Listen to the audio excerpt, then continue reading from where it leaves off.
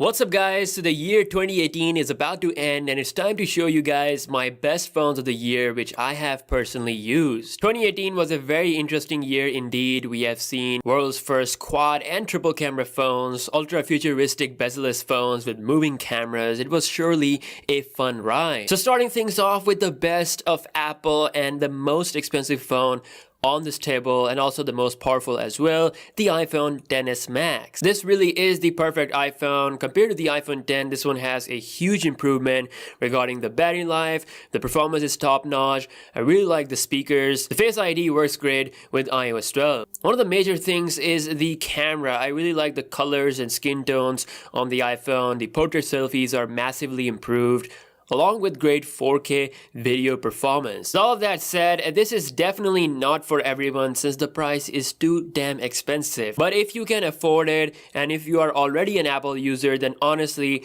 this is definitely an incredible phone to go for. Now switching over to the Android world, there's so much to talk about here. I feel like real jumps in innovation has been made by Android manufacturers. So starting off with multi-camera, boys, we have the Mate 20 Pro and the Huawei P20 Pro. Huawei has been pretty incredible this year. Great cameras, tons of features. Their phones have been the highest one in the DxOMark if you care about that. I like the Huawei P20 Pro, but felt like the triple camera needed the wide angle, so they delivered that with the Mate 20 Pro. And not just that, it's so much more than just its amazing cameras. I like its design, its amazing monstrous battery life, in-display fingerprint scanner, 3D facial scanner, 7nm Kirin 980 chip, IP68 certified. Honestly, this phone has so many features which I already reviewed. Honestly, I can see why that it's the best Android phone of the year for a lot of people, because it just offers so many things. I'm really looking forward to see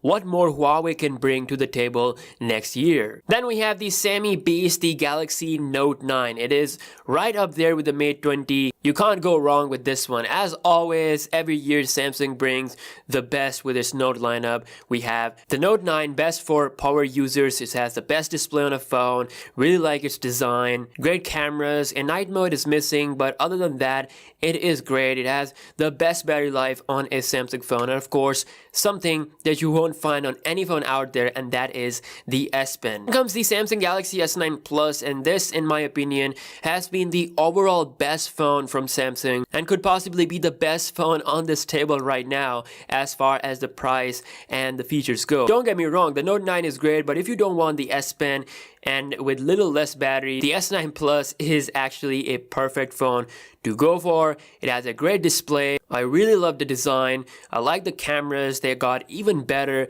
with the AI update, and One UI has made the S9 Plus even sweeter. I highly recommend the S9 Plus, especially after the price cut. It definitely brings the best of Samsung for the best price. Then we have the futuristic boys like Oppo Find X. This phone is easily the best looking phone of the year without a doubt. This phone has the best looks, bezel-less to the core. Even with its moving parts, you cannot deny its beauty. Its fast charging is amazing. The performance is great thanks to Snapdragon 845. I'm not a fan of the UI and its iOS inspiration, but other than that, it is pretty incredible what Oppo did with the Find X. Truly the best looking phone that I have right now. Now with Oppo Find X, we cannot forget the best of Vivo, which was the Vivo Nex. So it's also an incredible phone. I got amazing battery life on the Snapdragon 710 version.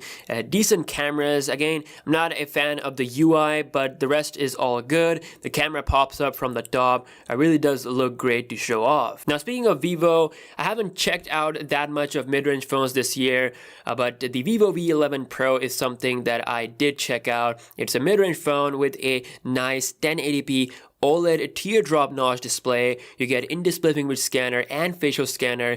It has decent performance and battery life thanks to its Snapdragon 660 processor. It also has a decent camera, so I would say as far as the mid-range level, the Vivo V11 Pro was a pretty good phone. Now speaking of mid-range, we also have Samsung mid-range phones here as well.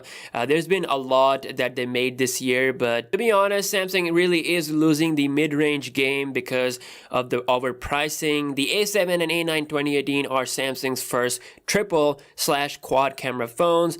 I like what these phones are offering, but the pricing is too much, so much that you can actually get a used S9 Plus at that price. I tested the A9, I tested the Galaxy A9's camera against the Note 9 and it holds up pretty decently for a mid-range phone, but the price is definitely wrong. And even if I like them for what they are offering, like I like their first try at these cameras, they do look cool, but I definitely don't recommend them. So hopefully Samsung will improve its pricing strategy when it comes to mid-range phones. Now, one mid-range phone that I liked this year was Samsung Galaxy S Lite Luxury, that takes the flagship design of the Galaxy S family and bring it down to $400 price. And yes, you might be seeing this for the first time because it is specific to China. Like even there, it's sort of a rare phone to get, but it surely shows that if Samsung made this kind of phone worldwide with flagship design but at a less price, it will definitely sell well. The S Lite Luxury is a lighter version of the S8/S9 minus the performance and the camera. It's definitely my favorite Samsung phone of the year. Next year, we'll see the Galaxy S10 Lite, so I'm really excited for that. Now,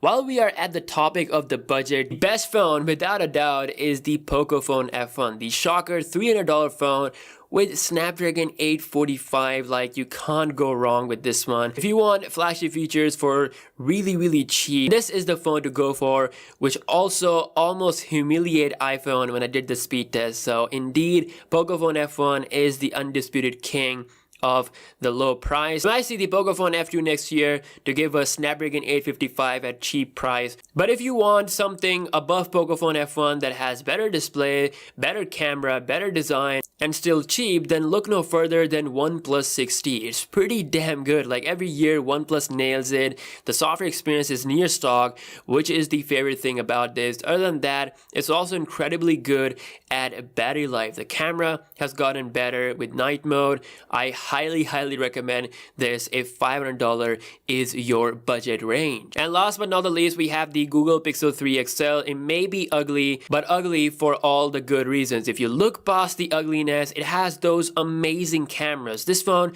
can officially take pictures and selfies in pretty much all conditions. The night sight feature works with front and back camera. It's hands down the best camera on a phone for photos. Google still is the king. The software optimization is great. Other than its amazing camera, I like its design.